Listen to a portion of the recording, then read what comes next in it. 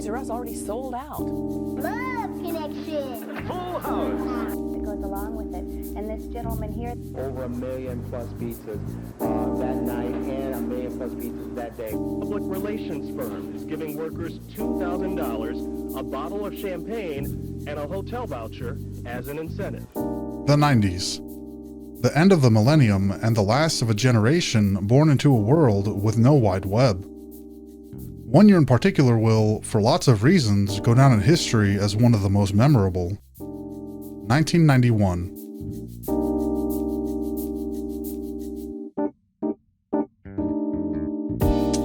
The year that Operation Desert Storm begins and the late Freddie Mercury's whirlwind life story comes to an end.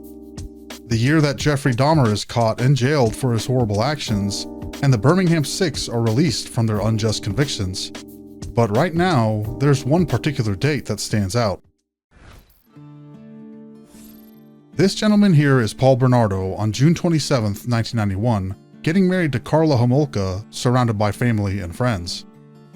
And this is Paul Bernardo 16 years later, on June 7th, 2007, getting questioned by police and surrounded by prison bars and fellow inmates. It wouldn't be too difficult to imagine how someone's situation could change so drastically in 16 years, but the story of Paul's downfall actually began almost exactly 4 years before their fairy tale wedding. In this particular analysis, in order to understand the scope of what's happening in the interrogation, what's being said, and how it all relates to one another, being aware of some of the details can drastically change the meaning of what's being said, both verbally and non-verbally.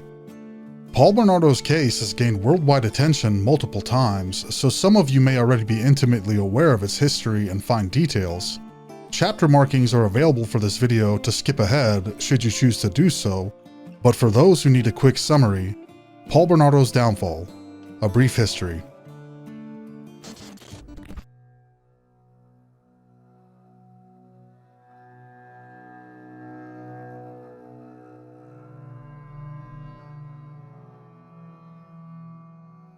In May of 1987, the district of Scarborough, Toronto was plagued by a sudden rash of violent crimes and assaults. Starting on May 4th of that year, 3 women were grabbed and brutally assaulted in the yards of their houses. Scarborough Police were quick to identify some similarities between the attacks, such as all the victims being between the ages of 15 and 21, and horrible physical beatings paired with extreme verbal abuse, as well as extreme threats for no police to be called. And as such, they assumed that there was one suspect responsible for all the attacks. Soon, the local newspapers caught wind of the crimes and dubbed the suspect as the Scarborough Rapist and would write regular cautions in their publications. The attacker would follow them home at night, prowling the bus stops, assaulting women in their yards while walking to their front door. These attacks would continue for another 5 years, and at least 19 women would end up being victims. And Paul's connection to the Scarborough Rapist? Well, Paul was the Scarborough Rapist. Paul came off as a charming individual, and on the surface, he seemed pleasant enough. His marriage to Carla seemed to be picture perfect. Of course, now, watching 15 or 30 or even older footage of an admitted rapist or murderer, it's incredibly difficult to make that claim. But 30 years ago, all anyone knew about Paul was what he led them to believe. And Paul did this with essentially no effort because Paul is a psychopath. Calling Paul a psychopath isn't said in jest or without merit. In fact, evidence from expert psychiatric reports show that Paul scored a 35 out of 40 on the PCLR model of psychopathy, also called the psychopathy checklist. This score is classified as clinical psychopathy. All of that is to say that even during the midst of the Scarborough attacks, Paul wasn't infallible. Some of Paul's targets successfully fought him off, and in fact, Scarborough detectives had questioned Paul not once, but twice, but he wasn't named a suspect after either discussion. In May of 1990, a victim was able to get a clear view of Paul and survive the attack, giving police that information. 6 months later, Scarborough detectives approached Paul again, and he willingly went with them. Assumingly, Paul probably felt confident from his previous 2 encounters, successfully throwing police off his trail, and given his psychological state, was sure he could defuse the situation without breaking a sweat. Paul provided samples of his DNA and was released from custody the next day. There's one other very, very important detail that we haven't covered. Paul and Carla were married in 1991, but they met in 1987, the same year that the Scarborough attack started. To friends and family, the couple seemed like real-life Barbie and Ken on the outside, but behind closed doors, they lived a very different life. The relationship quickly centered around sadomasochism and an accompanying lifestyle, with Paul taking on and fully embracing the dominant role. The pair met in October of 1987, 5 months after the Scarborough attack started, and notably when Carla was only 17 and Paul 24. The power dynamic in the relationship was so extreme that Paul told Carla that he was a Scarborough rapist, and Carla did nothing. Carla was either just a witness, a victim, or in the most generous case, a woman who had been psychologically pretzeled to match all of her actions to his wishes and desires. One of those actions was stealing drugs, primarily anesthetics, from the veterinary clinic she worked at for Paul to use on his victims.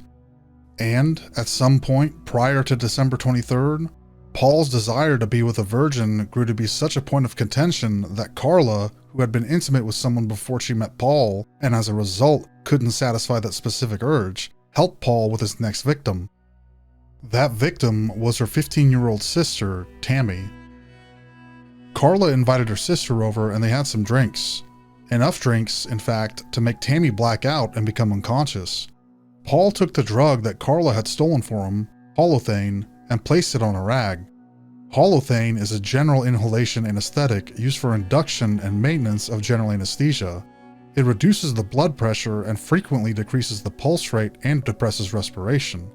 It induces muscle relaxation and reduces pain sensitivity by altering tissue excitability.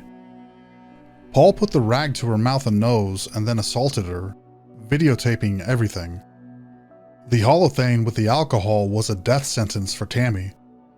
Her breathing had been depressed to the point where, when the alcohol poisoning took effect, rejecting the contents of her stomach, she could not clear her airway and aspirated on her own vomit.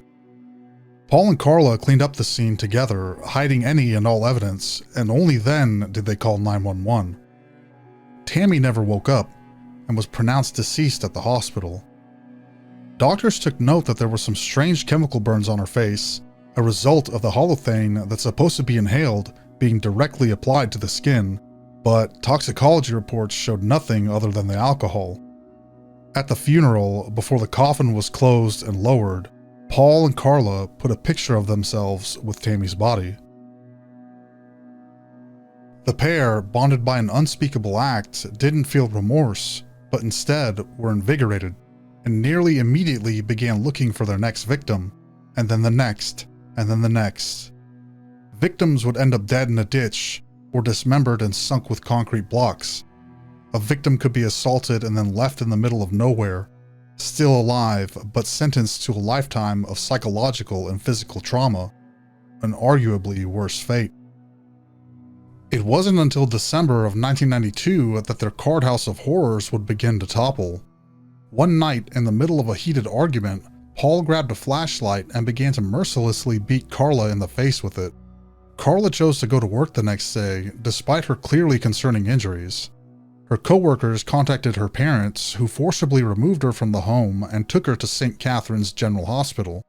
After her injuries were documented and treated, Carla confirmed that Paul had viciously beaten her. He was arrested and then released on his own recognizance, but the end of the line was just around the corner. Only 2 months later, the results of the DNA sample collected 2 years prior was delivered. Toronto police had now confirmed that Paul Bernardo was a Scarborough rapist.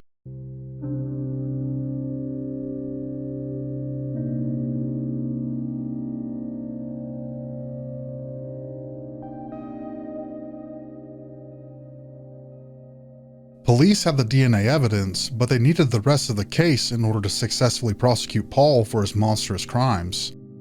Carla was interviewed by police. She's the spouse, his closest confidant. If anyone was going to know anything, it would be her. Carla gave police a few bits of information, the most standout part being that Paul had assaulted 30 or more women. She also confessed to much of her involvement, but not quite everything. Carla would ask for and acquire legal representation, and with the help of her attorneys began to negotiate a plea in exchange for her testimony against Paul. Both an arrest and search warrant were granted simultaneously, and on February 17, 1993, Paul was taken into custody on a litany of charges. Carla's eyewitness testimony, as well as her role as an, quote, unwilling accomplice, was absolutely necessary to ensure Paul's conviction. The Crown's case on Paul was hinged almost solely on Carla. To secure the conviction, she must not only be believable, but she must also be believed. It was necessary to cast her as a victim of abuse, assault, and manipulation instead of a participant. The lesser of two evils was chosen. Carla's role was reduced so her credibility as a witness would be preserved. On May 14, 1993, a plea agreement was finalized. In exchange for her cooperation and testimony, she would receive 12 years and was eligible for parole after only 3. Prosecutors would later refer to the agreement as, quote, the deal with the devil. Throughout the investigation before the trial, during the trial, and after, Paul insisted that he was not responsible for any sort of death. Carla was the mastermind. Paul was surprisingly casual about being a rapist. He would openly take responsibility for committing those, but he had a hardline stance on any sort of homicide. He was adamant that he never had any part in any murder until Carla came along, and as such, she was the one to blame for the deaths of those women, not him, and he maintains that stance to this day.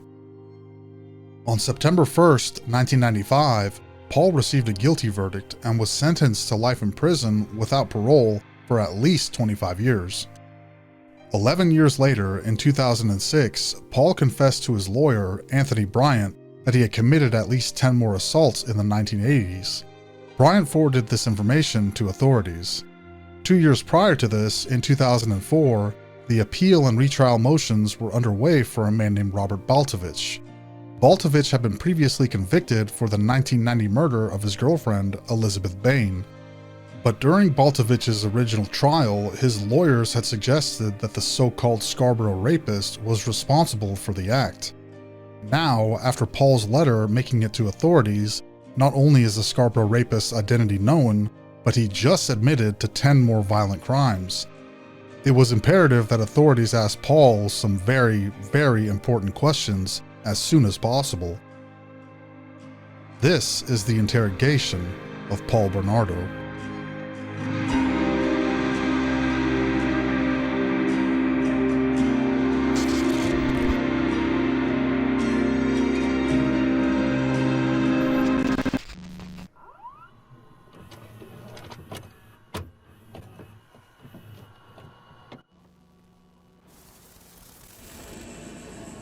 Okay, tape's on.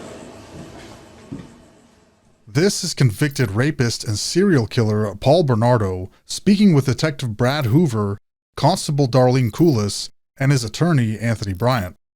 A few months prior to this interview, Bernardo sent Bryant a letter confessing to 10 additional assaults on women in the 1980s that were previously unattributed to him. Because of that letter, investigators are here to see if Paul had any involvement in the 1990 murder of Elizabeth Bain, a case where the Scarborough rapist was suggested as the perpetrator. Paul is a clinical psychopath who used, and still uses, extremely manipulative tactics to any and everyone.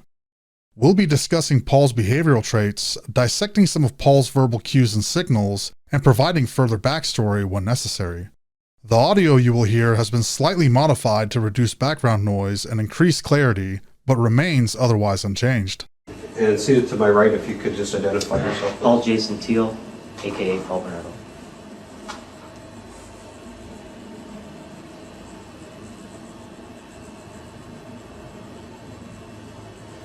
And again, my name is Brad Hoover, and today is June the 7th, 2007. Mr. Teal, the reason that we're here today is to speak to you in regards to a couple of matters. First of all, before we start, I just want you to make sure that you're aware that what we say is being videotaped here. Yeah. I'm just going to start this audio tape. I forgot to do that.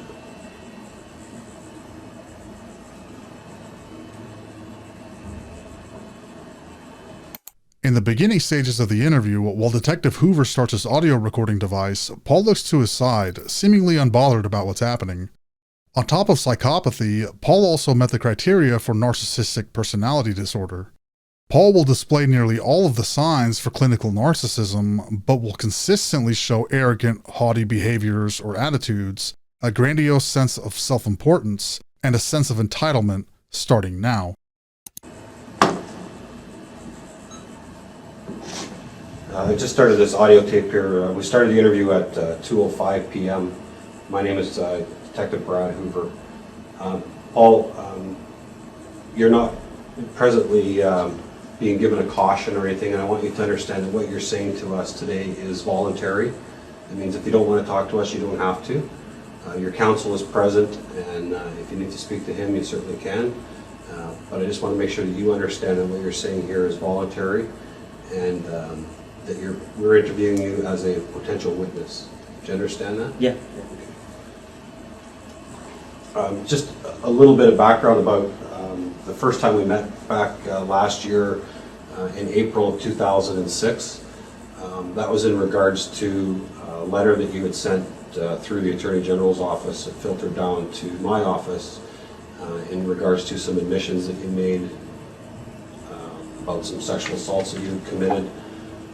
I'm here to tell you that I have concluded that investigation, and that there have been 2 offenses that I have been able to identify, and with the information that you provided to me at that time, was able to conclude those matters as having been committed by yourself.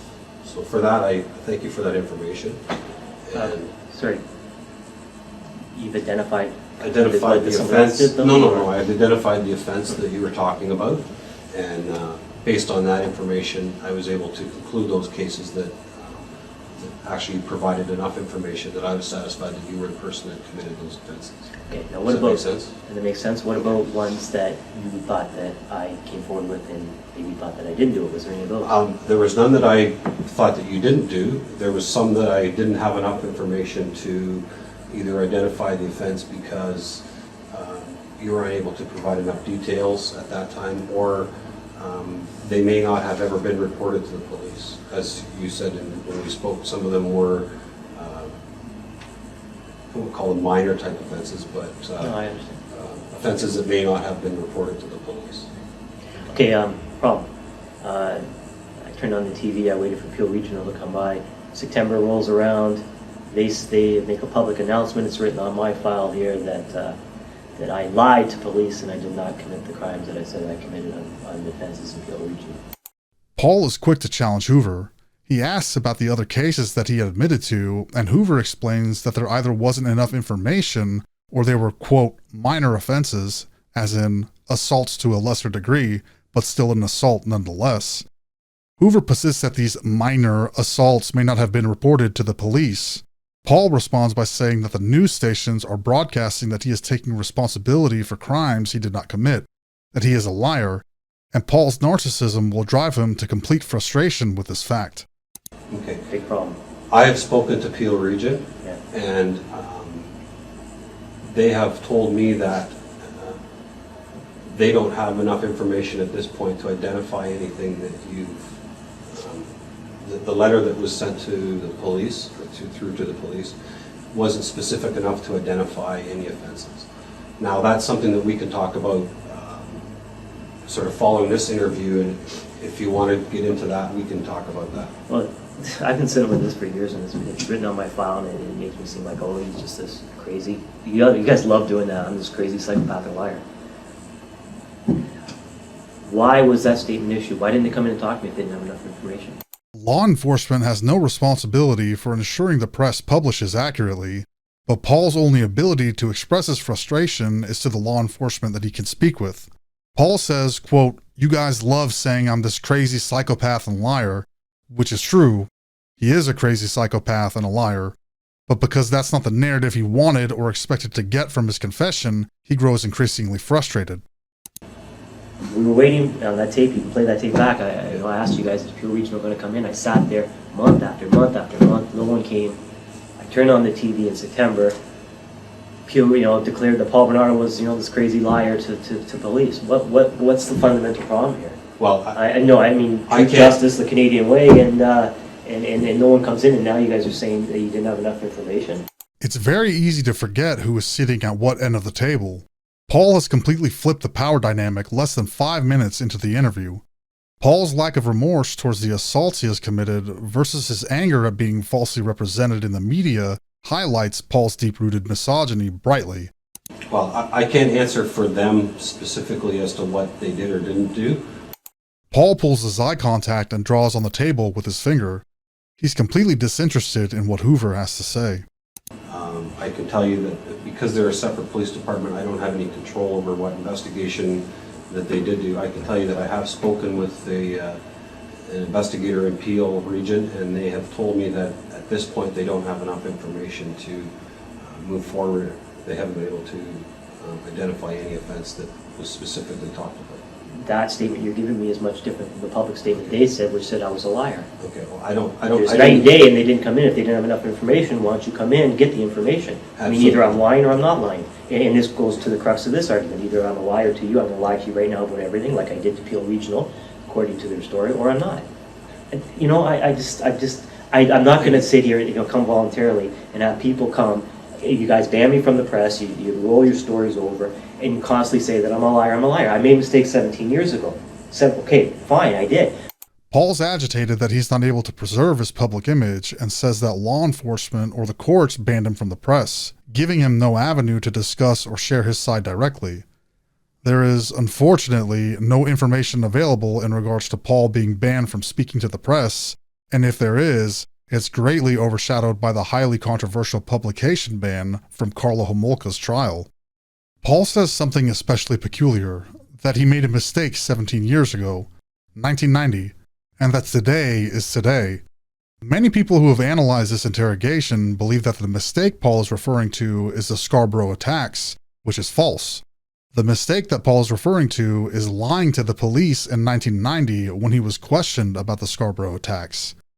This is a perfect example of Paul's expression of two more narcissistic traits: interpersonal exploitation, or taking advantage of people, and lacking empathy. Paul doesn't care about the raping, he cares about his image. Paul has morals after all. He's not a liar, just a lunatic, narcissistic psychopath with a penchant for rape and murder, but not a liar.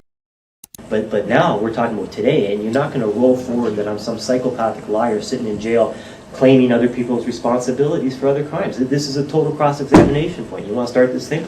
Locklear's going to grab a hold of it and say, well, he lied about other crimes. He's a crazy liar. Why didn't you guys resolve this? And again, I can't answer for what Peel Region did or didn't do. Jurisdictionally, we're kind of bound as to what takes place. But still, the good guys, the bad guys. You know what I mean? You're on the same team. Constable Coulis mentions to Paul that the jurisdictions between what they have and the department that Paul has a problem with, Peel Regional Police, are completely different. Paul's complaining to the wrong people. Paul responds with, good guys versus the bad guys, you're on the same team. Does Paul see himself as the good guy or the bad guy? In his mind, yes, he's guilty of the assaults, but that doesn't make him a bad guy. So, is he the good guy versus the bad cops? Yes, we are, but as far as us investigating matters that take place outside of the actual Toronto proper, that's why Peel Region has their police service, and like Detective Hoover said, we can't answer as to what they did with their investigations or the issues that they were looking at that transpired out in their area, and we really can't speak to that. Mm-hmm. Now, whether that's something you wish to have your counsel deal with them on, and that's something else, but unfortunately there wasn't a lot that Detective Hoover and I could do in regards to those things. Well, that's how it leaves you who's at a bit ever of a loss watching this right thing, they should subpoena these guys to Peel Regional. They can bring in all the facts to show just where I lied then, if I'm a liar. That's what I say to do, because either I'm a liar or I'm not a liar, and I'm not a liar. But you guys are trying to paint me as one. The public, according to the public, they turned on the TV in September of last year, and I was this crazy liar. That's what the TV reported, and not only did they report it there, they wrote it on my file. I've got it right myself. Paul Bernardo, Peel Regional said Paul Bernardo lied to police about crimes he didn't commit. Said he did. Okay. I mean, that's just awful. I mean, come on. Okay. Enough manipulation, you know what I mean? Either you tell the truth or don't, otherwise the whole purpose of any interview is just stupid. Ironically enough, Paul says, enough of the manipulation. Note that Paul has been controlling the conversation and has yet to relinquish the lead since Detective Hoover gave Paul a chance to speak. Of further note, since everything is being recorded, without a doubt, Paul's insistence on this issue is part of the act to get the conversation into records. Paul, per his own words, can't speak to the media, but the media can, and obviously did, get a hold of this interview, and as a product of that, his message and objection to his portrayal is now in the public's eyes and ears. Paul has already manipulated this questioning to get parts of what he wanted from it. Because if I'm this crazy liar, I'll be just sitting here lying to you about everything, right? Right? I mean, why wouldn't I? I'm just this crazy liar. Okay. And again, I don't know exactly what was said by Peel Region, and I'm not here to answer to what they said. And it's either, you know, one way or the it's other. one thing. You know, I'm a human being, and to say that I'm a dangerous offender, going to be raping and killing and all this stuff, it's fine. I mean, for publicity, you know, get that, you know, tough on crime, get that bad guy. I'm a human being, and to say that I'm a dangerous offender and I'm raping and killing and all this stuff is fine, Paul states. On one hand, Paul is trying to humanize himself, putting him on the same level as the officers, as a human being, and to downplay his past. On the other, Paul somewhat supports them in saying that if that's what they want to say about him, that's fine, but simultaneously, it's the untruths about him that are being publicized that specifically affect him negatively. In some ways, this is true. Being labeled a liar can have the unintended, or maybe intended, effect of reducing the credibility of his words, even though he truly is a dangerous offender. Paul has had everything but his word and his life taken from him, but that doesn't change anything about his current situation. He's left holding on to what narrow straws he can. But when you go to a certain point of lying, it just, I mean, it affects me totally. You know, I made mistakes a long time ago. But don't say that today about me, because then we're lying and then we got a big problem because I'm looking at you and you're the bad guys. Because I'm not doing anything wrong. I'm telling the truth and you guys are walking around issuing statements that I lied here, I lied there. Again, Paul refers to his past mistakes, and his phrasing here makes it more apparent that the mistakes he's speaking of are lying to the police when first questioned in 1990. But don't say that about me today can be expanded to, I was a liar back then. I made the mistake of lying about my involvement in those crimes, but I'm being fully open and honest today. Don't say that about me today. Paul is twisting the narrative and the perception within the room even further by now having the role of him being good and the investigators as bad. He says that he's not doing anything wrong, he's told the truth, and his name is being besmirched for no reason other than to slander him. Gaslighting is loosely defined as making somebody question their own reality. The term may also be used to describe a person, a gaslighter, who presents a false narrative to another group or person which leads them to doubt their perceptions and become misled, disoriented, or distressed. Oftentimes, this is for the gaslighter's own benefit. Normally, this dynamic is only possible when the audience is vulnerable, such as in unequal power relationships, or fearful of the losses associated with challenging the false narrative. Gaslighting is not necessarily malicious or intentional, although in some cases it is. Because of the loose definition, it's difficult to say if Paul is gaslighting the investigators, but looking at the broader scope, it very well could be that Paul is attempting to manipulate not the investigators, but whoever watches the tape after. Paul knows that he's a frequent topic of discussion in the media, and while he may not be able to communicate with press directly, Paul could be attempting to manipulate the public through vicarious means. No? Well, again, those are statements that were issued by Detective Hoover or myself or Yeah, I know, but I mean, Police Service, like I it's said. Attorney General who sent you guys down here. He's fighting the case. He's taking this Baltovich back, right? So it's really it's the same organization, isn't it, Attorney General? I see him on TV talking about it. But this is a separate matter from what those issues were. But it's still the last Attorney year. General's office. Yeah, it very may well be, but Constable Coolis once again tries to emphasize that they are at Kingston Penitentiary to speak to Paul on a different matter, and Paul retorts that everything they're investigating, his case as well as Baltovich's, roll up to the Attorney General. Coolis agrees that they very well could be, and matches Paul's laugh with a chuckle. At face value, it seems like this is an indication of how charming Paul is, how he gets people to agree with him and starts to manipulate them, but Constable Coolis is a seasoned veteran. She's been involved in the Baltovich case and its relation to Paul for a while. She's well aware of Paul's personality and behavior. Coolis isn't being manipulated, but rather she's giving a gesture of agreement, a bewildered chuckle right alongside of Paul. It's nonverbal agreement matching Paul's energy, showing that figuratively she agrees and is right there with his line of thinking, attempting to close a diatribe towards them about a misdeed towards Paul that a completely different office committed. Like I said, we can't speak to anything that Peel Regional does or statements that they release out to the media because they have things You know, that they it's, were the- looking at. it's the same thing. If I'm a liar, take the facts that they have, they can come down and talk to me. Any cross-examine, any defense lawyer can call them up and show me where I'm lying, because you're not going to find it. Maybe there's a minor mistake here and there. I think I had one thing about some driveway being where trees were, memory over time. But to say that is just ridiculous. Just like you guys didn't go, you guys polygraph Harlan, you asked her about it? Nobody from the Attorney General's went down there? Nobody cared? Again, it's the same, I know, but it's the same problem, because you're making me out to be a huge liar, and this is a problem. Well, I don't have any doubt as to what you told us before.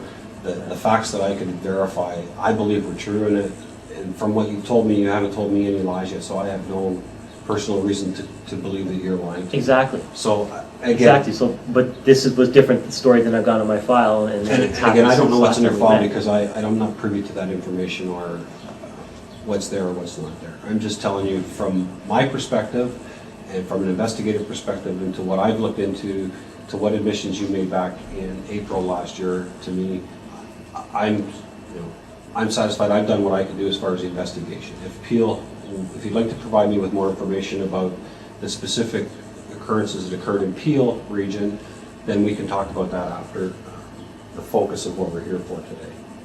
Detective Hoover tries to defuse, saying that he believes Paul. He didn't have enough information to close the case, not that Paul gave him wrong information. For the cases that he could, he closed them. Hoover tries to regain control of the conversation by saying that they could discuss the cases located in Peel that are causing this issue for Paul after they discuss what brought them there to speak with him, the Baltovich case. And that's But up it to is you. part of the focus. Well, it You know, is. It is. It is and it isn't. I mean, I think it obviously, directly, we're here today to deal with the Balkovich matter that you're aware of. But dealing with me, and it comes down to credibility. Well, it comes down to credibility. It absolutely does, and that's what we're here to talk about today. And so, let's deal with that, and then we can deal with the other stuff afterwards. Is that okay? Well, yeah, go ahead. I'm just making my point on it, because it's going to have to be addressed sometime. Absolutely, it will. And it should have been. I mean, we dealt with that a year and a bit ago. So. Paul says that it's all about the credibility of his word, and Hoover agrees. It is about the credibility of his word. If Hoover doesn't appease Paul's narcissism-driven sense of self-importance, agreeing that he is credible and that he hasn't lied, then Paul might not say anything, or he might lie on purpose out of spite. Hoover and Paul agree, again, to talk about why they're there, and to circle back to the issues Paul is bringing up later. Yeah, Well, not quite a year, actually. a little over a year Sorry. ago. I have some questions that were given to me to ask you in relation to the Balkovich matter, Robert Balkovich matter. Before we do that, I just want to say, you understand obviously the importance of telling the truth and the consequences potentially of someone who lies to the police and not telling the truth. I think we just covered that. Actually, I was referring, you guys tell the truth. Right. Heavy irony strikes twice now in this questioning. Hoover asks Paul if he knows the consequence of lying to the police, and Paul's bewilderment is palpable. Pay close attention to Paul and Coolest next. Okay, so we're aware of that, and in this matter, I believe that you've had some conversation with your counsel in regards to it, and Coolest hears the beginning of Paul's chuckle. Immediately, and what looks like to be purposely, she looks towards Bryant, Paul's attorney, just as Paul casually glances towards her for the same reassurance chuckle as before. Keep in mind, Paul has manipulated dozens upon dozens of women, using psychological mind games with some and brute strength with others. Paul is a master at his craft. He knows what he's doing, and there's intention behind it. However, the roles are reversed now. Paul isn't controlling the conversation. Coolest doesn't extend the branch of agreement or aloofness. He glances a smile and gets no reaction from Coolest, melting away the smirk on his face. there has been some discussion about polygraph testing in this matter. Is that true or not true? Do you recall that? Well, you're opening up cans of worms No, everywhere. I'm just asking you a specific question. You know, that goes back to you guys polygraphed everyone with the Camaro. You didn't polygraph Carla, and in 2 years since, have you guys gone down there and asked her? Have you settled the matter with it? Because you could say I lied or whatever on polygraph, but have you asked her? Because it comes down to a lot of that issue. Okay. You know, I mean, have you asked let- her? let Has me- the Attorney let General me- gone down there? Okay, I don't know. Let me tell you a little bit. My involvement with this overall investigation of the Volkovich is very limited. The only knowledge that I have is as to what investigation has been done or hasn't been done is specifically what's related to the conversations I've had about this interview here today. Right. Okay. What other witnesses there are, I don't know. Okay. What other persons In there answer are. to your question, I don't want to go off on tangents, but all these issues are relevant. I know you think they aren't, but they are. In answer to your question is, we had some discussion on it, but when Corcoran from the OPP came down before Carla was released, Right. I told him I'd be willing to take a polygraph on anything and everything. Would you, in turn, are you going to go down before you release Carla? Just ask her. She's not going to take it. She's going to fail on all these issues. Did her hand cause death? Yes, it did. Blah blah blah. Right. Did this Tammy happen in July? Was a girl in January actually kidnapped and not somebody I picked up at a bar that she tried to roll over, and all these other issues, all relevant, and. So, and then I addressed it to you guys when you came back again last year. I said, yeah, I'll take a polygraph on anything because I'm not telling a lie on the thing. Again, I asked the question, have you guys gone down or, you know, I know Carla's free now. I'm not in the business of putting her in jail. It's not my thing. But my point was, did you ask her the question? Just so we get the story straight. I mean, if she refuses, well, there's a reason why she's refusing. And again, you guys couldn't provide the answer. And now, almost a year later, again, you don't provide the answer. So, I mean, you know, I don't know what you're asking me. You're asking me to take a polygraph when you aren't willing to ask her? Well, again, my part of this investigation is limited to what we're saying here today. So the details of all of what other witnesses may or may not have been asked or done, I don't know. And as a potential witness, I'm not allowed to tell you what other people have done. So that I have to sort of be careful about the way that it's answered or even what you think my answer might be. Yeah, no, I just wanted for the record that I gave you good information, which you guys could have, independent of me, could have verified my story or not. Right. And whether you guys do or do not is your business. Like I said, I'm not a prosecutor. Right. I'm not here to point the finger at anyone. But I showed you where to go. So if you guys don't do that, it's your business. But, you know, to me, it's like, if you didn't, why didn't you? If you want to know the truth about things. Right. The conversation is devolving back into where it was just before Hoover started speaking. Why was the information not investigated before? Why were no further questions asked? Why was Carla not polygraphed? Paul is stuck on the idea that his statements don't matter because he feels that they don't investigate the confessions properly anyway. The crucial difference between the cases before and the Baltovich case now is that they're investigating someone else and seeing if Paul was a suspect. It's not a case about Paul directly. There's a different jurisdiction, a different department. The circumstances are completely different. It's not that Paul's statements aren't being taken seriously or at face value, it's that the circumstances of this investigation are completely different. So I understand that, and I understand what you're saying. So what we're here to talk about today, obviously know that this statement may be used in court or maybe presented to court as a voluntary statement. Yeah. Okay. A polygraph obviously is not something that's court admissible, and I'm not sure if you're aware of that or not, but Yeah, it's not used in open court. Okay. So the crust of what we're here to talk about is that it has been suggested that in the continuing case of the disappearance of Elizabeth Bain and the charge of murder against Robert Baltovich, that you are the alternative suspect, or an alternative suspect. Are you aware of that? Yeah, great. Hoover states that Paul is an alternative suspect, which Paul is aware of but seems to not care much about. In Canadian criminal law, the defense may attempt to raise doubt by suggesting that the offense was committed by a third party. This defense can only be raised where there is sufficient evidence to connect a third party to the offense. The alternative suspect must have sufficient provable connection to the offense and cannot simply be speculative. The evidence cannot simply be evidence of propensity or suggestive of a hypothetical motive. However, a specific propensity to commit a particular offense, i.e. murder in this case, can be sufficient. Did you kill Elizabeth Bain on June the 19th, 1990? Well, it's a loaded question. I mean, are we going to go back and go through the time sequence of what happened in my life? I mean, I could just give a yes or no answer, but, you know, there's a lot of issues about that. Hoover asks a closed question, which is a question that has a designated set of responses, and one must be chosen. Did you kill Elizabeth Bain? Paul says that it's a loaded question, asking, are you going to go back through the time sequence of what happened in my life, and what appears to be an attempt to offload behaviors as a result of his environment? Even if his actions were caused by some external influence, the question of did you kill to the average reasonable person would translate to, was your person, was your body, were your hands the one that performed the final action that caused the victim to be deceased?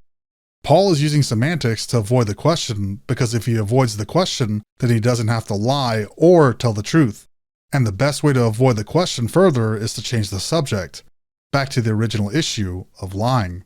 Right. You know, Carlos and my rule, who did what, where, when. This is why I said, did you guys, you know, go down there to get a polygraph to see if she was telling the truth? Like, why didn't Bevan do it in the first place? I mean, he's polygraphing everyone with a Camaro. Why would he make a deal with someone and not give them a polygraph? It's not incomprehensible to me. You know, because now my file says her version, and it's a lie. You know, you know what I mean? Yeah. Like, you know, I'm not making frivolous points here. I mean, and now you're asking me, after you said Peel Regional said I'm lying about this, and then you're saying I'm lying about my profile, you're saying I'm lying if I'm better or not. Now you're saying, hey, did you kill this person? I mean, well, you're saying I'm lying here, here, and here. I could say, no, I didn't. But, I mean, you already said I'm lying here with the Peel. You're saying... Okay, I'm not saying anything about who's lying. I'm simply... and I've given you directions to go to find the truth. Right. No one's done that. And I've asked... Constable Coulis motions with her finger and mouths going in circles to Bryant. Paul's tactics are clearly not going unnoticed. Paul seems to notice from the corner of his eye the end of his sentence trails off in energy, and he subconsciously points his body towards Coulis because his mind is currently focused on her. Once again, Paul looks at his hands as Hoover responds, completely disinterested in the response, because, really, Paul doesn't care about the response. And again, I've told you that I've done investigations on information that you've told me, and as a result of that information, I've been able to verify in my mind where you told me the truth. So if Peel Region is lying about you or someone else is lying about you, I have no control over that, or no... It goes right to credibility. Well, absolutely it does, and that's, I guess, the easy way then is to, if we can go through, we'll answer the questions, and yes, I hope to be able to go through. Paul once again looks to Coulis for confirmation about his stance on the issue being the credibility. He's met with Coulis disengaging eye contact and looking towards Hoover. Paul nods, realizing that Coulis will not fall prey to his manipulation. Some timeline to identify where you were, what you were doing specifically in relation to this case. Anyways, I know I'm giving you guys a hard time being argumentative about certain things, but I mean, really, I'm a human being, and when you guys do all these things, I've got to... Anyways, I'll try and truncate it a little bit more, but... Paul acknowledges that he's been difficult to speak to, attempting to garner sympathy. By admitting this flaw, saying that he's just a normal human being, he's attempting to humanize not only his past actions, but how he's behaving now as well. Paul also acknowledges that he's been long-winded, another display of humility. All social interactions, regardless of the type of relationship that exists between involved parties, are transactional. There's give and take on both ends. Paul's give was letting Hoover speak in the first few minutes. Paul's take was speaking for over 7 minutes uninterrupted. Paul's give was allowing Hoover to mention the Elizabeth Bain case.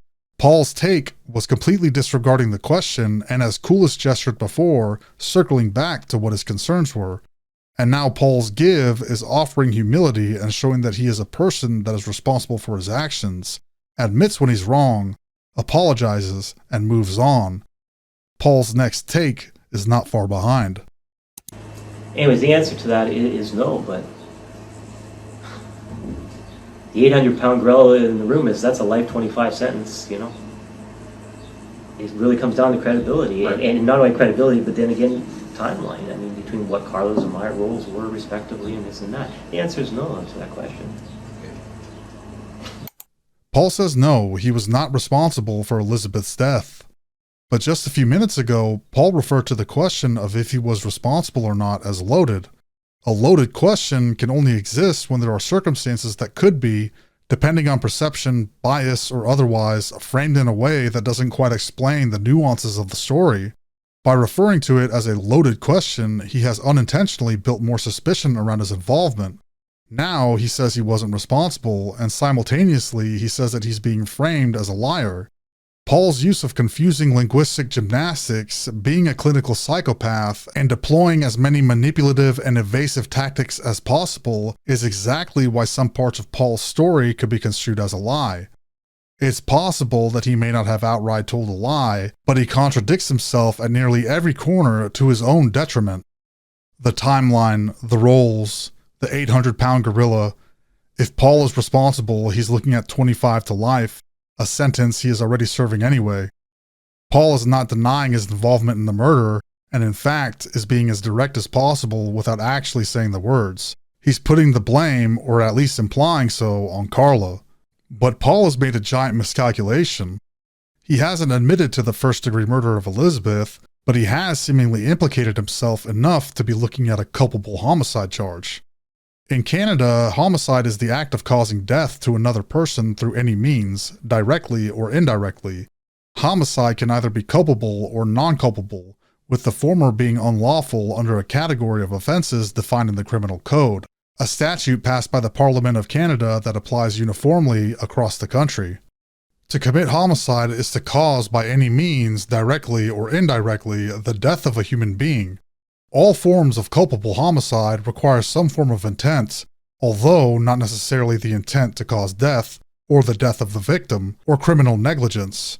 In particular, a homicide is culpable if it occurs by means of an unlawful act, by criminal negligence, by causing the victim by threats or fear of violence or by deception to do anything that causes their death, or by willfully frightening the victim in the case of a child or a sick person. The general test for causation for culpable homicide is that the accused was a significant contributing cause of the victim's death. Did you have anything to do with her disappearance? No, Did you know Elizabeth Bain? not that I know of. Had you ever met her? I'm going to answer that with I don't remember, because if I did or I didn't, I don't remember. But I know an ex-girlfriend tried to say I might have, but I guess I don't remember. You obviously are aware of her disappearance. Sort of. Do you recall when you became aware of this? Best I can recollect is after I was in jail. Didn't follow me as much. Paul is very careful to answer this line of Hoover's questioning vaguely, neither truly confirming or denying anything. The date, obviously, June the 19th, 1990 was the day. But you know, other than that, I don't remember. You know, maybe I heard about it before, but I can't recall if I did or not. But I remember in jail, I had newspapers after that fact, and then I saw something on it. So. Okay. We'll sort of get into that a little bit when we. I hope to go through a bit of a timeline with you as to some things that may jog your memory as to We're talking back in that time. I mean, if you asked me what I was doing 3 weeks ago on Tuesday, I probably couldn't tell you unless you put some reference to it. So we'll hopefully be able to do that. And again, obviously, June the 19th, 1990, do you know what you were doing that day? I don't know. I have a document here in front of me that references some points in time around the June of 1990 period from police investigation. This is what indicates you may have been involved with, or may have certain things that you may have done. I'd like to go through a couple of them that sort of assist you in remembering what you were doing back in 1990. The first part of June 1990, actually June the 1st, Carla had a doctor's appointment where she was complaining of pains in her right side. Perhaps she had something to do with a rabies shot. Does that ring any bells? No. in the first part of June, you had a Nissan 240 SX, is that correct? Yeah. You were making several trips into the United States, June 2nd, June 3rd, June 10th, June 16th. I think at that point you were involved with cigarette smuggling and things like that, from what I recall. Someone said no? No, that would be, no, that wasn't until after we moved out, so. Okay. So, making several trips to the States within a couple of days, is that something? When we started the relationship, we were going over all the time, so just for personal reasons. On June the 16th, you shopped at Rough Hewen, that's in the Niagara Falls, United States. Does that store sound familiar to you? Yeah, sounds familiar. I have no idea if those are the dates, but Okay. you got a receipt for I it. think there must be a receipt there. And again, I don't have all the details, I'm just going by what's on this sheet of paper. A black expandable binder, is that? I think. Can't recall 100%, but Okay. That would have been around the same time. That was about a week prior to if you purchased one of those Elizabeth Bain going. I have no idea when I purchased it. I just recall I had something like that, like an accordion binder. Okay. In the line of questioning that involves Carla or things that have already been established in court, Paul gives Hoover direct answers. Why? Because these are already established facts. If he were to argue against them, he would contradict himself and become a part of the very thing that he's been protesting. A liar. Paul will continue to run down the timeline in question with Hoover, confirming or denying where he can, and providing any details where he remembers.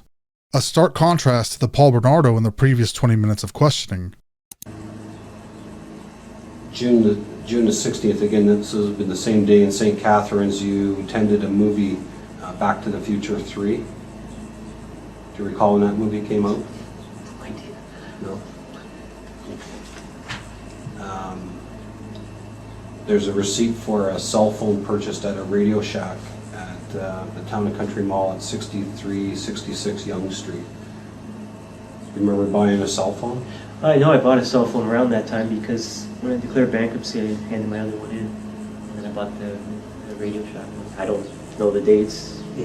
Or whatever the That date would is. have been the day after Elizabeth Bain went missing. Is that, do you remember anything you were involved with around that time? You say you were going bankrupt, so what type of activity you were involved in sort of on a day-to-day basis? The only thing I remember the bankruptcy is that happened around a couple days before the sexual assault that the composite came up with. That was, if I recollect correctly, it was I think 2 days before I filed for that.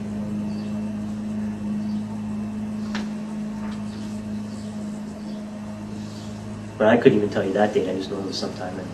What date did you say that was? June this? June the 16th of 1990. When was that sexual assault? The one with the composite? Was it 24th, 20th? What date did you guys have?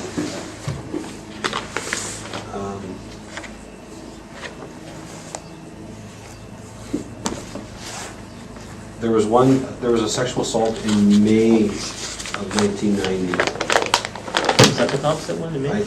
I'm thinking that it is, but it doesn't say that specifically here. But shortly after that, My timeline's off. I don't know. at the end of June of 1990, that was the original, when someone identified you potentially as a Scarborough rapist, a bank employee. When was that? The end of? That was June the 28th of 1990.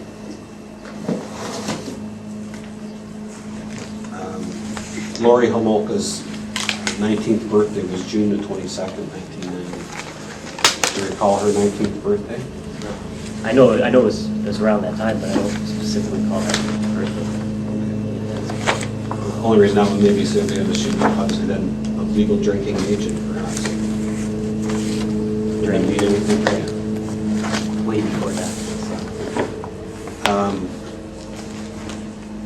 June the 21st, so just the day after you bought a cell phone, you made a purchase at I'm sorry, you were saying what, 19th was this girl's?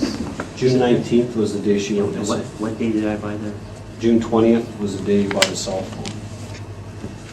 June 21st. See, I must have declared bankruptcy around then because I got that cell phone in the hand. I had to hand all my items in to the trustee, and I had a Panasonic cell phone, and I handed that in, and I got the Radio Shack one. So it would have been right around the same time. I don't think I went a month without it. I don't think so. I might have, but anyways, I don't know. It was a while ago, so memory's a bit fuzzy. Yeah. May the 29th, which was just before that, or about a month before that, that was the day that the police released the comments. Oh, so it was May. So I lost a month. Yeah, so that was, See what happens when you lock a guy up for 15 years in a windowless cell. Memory gets fuzzy. So I guess I waited a month to get the cell phone. about a month to get the cell phone. Did you recall anything? What were you doing, sorry, during that month? Anything? Probably the same thing it says there, going across the border, Back and forth for across the recreational border. stuff. I know Tammy happened in July. That was, I think, third week in July for the first time. But this was back a few weeks from there. Okay. Yeah, you're right, it was big last month. Scarborough.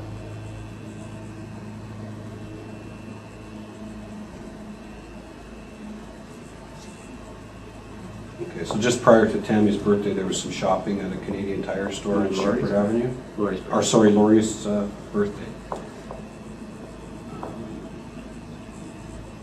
2 times in one day you went to Canadian Tire on Shepherd Avenue, 1019 Shepherd Avenue. Does that normally shop at Canadian Tire stores? Back then, that time. That's before all these supercenter Walmarts and stuff came in. So.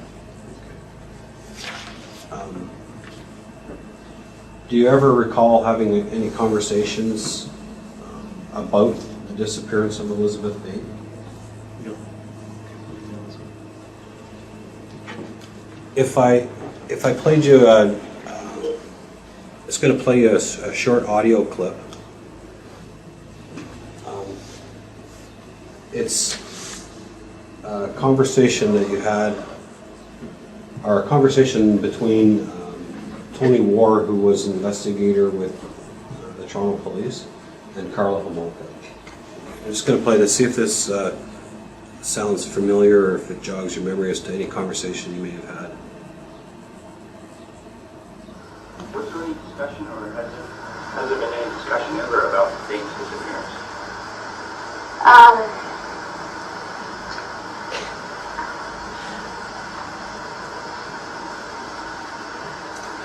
I think the only thing that he ever said about her was that her boyfriend did it, or something like that. But there wasn't any real extensive discussion. But he talked about like all of the women that were disappearing.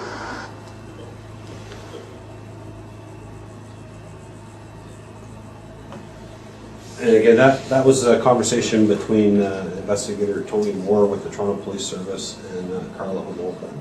Does that conversation, is that something that you may recall saying that to Carla or talking about that? Well, she went down, but Paul did it. Catchphrase was a trial, Paul did it. It was Paul.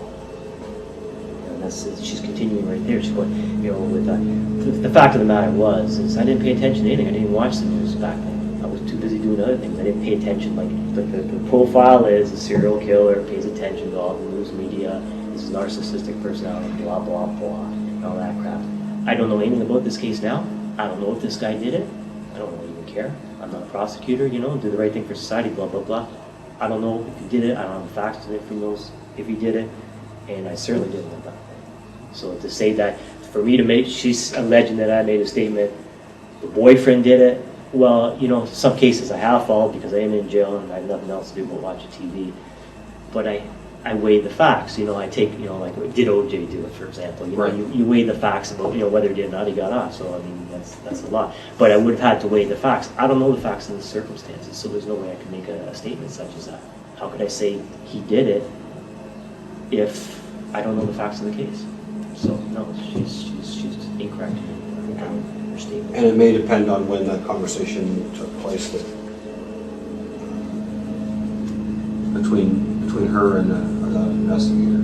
Well, Ward, wasn't he back when the deal was made? And that was Ward, if I remember reading the transcripts, that was a name from from day one. When she signed her little 12-year deal, no polygraph required. Hey, I'm giving you the truth there. You guys can prove me wrong. Go down there, ask her.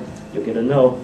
Keep telling you, no one does it, but, I don't know why, but, you know, so that sounds like a conversation, but that's what you do, you want to blame it all on the other person, you know, you're going to paint that scenario, you know, like a psychopath scenario. Do you know Robert Balkovich? Just seen him on, you know, the odd time flashed on TV or whatever. Like I said, I purposely avoided this case. Right. I don't like this shit in my mind, you know what I mean? You know, anything to do, you know, unfortunately when Carla came out, I watched and tried to discern truth back between fiction a couple of years ago, but otherwise, you know, I don't like to get into these things. I've had 100 lifetimes full of this stuff, you know, so, and I don't want my mind poisoned with this and this and this, so in this case I avoid it as much as possible, but I have seen his, you know, his face on TV. Right. Anything else you would like to tell us about this investigation?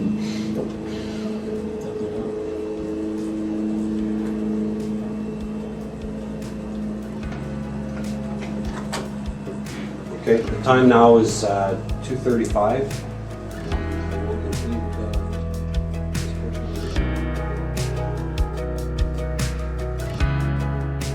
On March 31st, 2008, jury selection began the retrial of Robert Baltovich for the murder of Elizabeth Bain, the case that investigators were questioning Paul Bernardo about.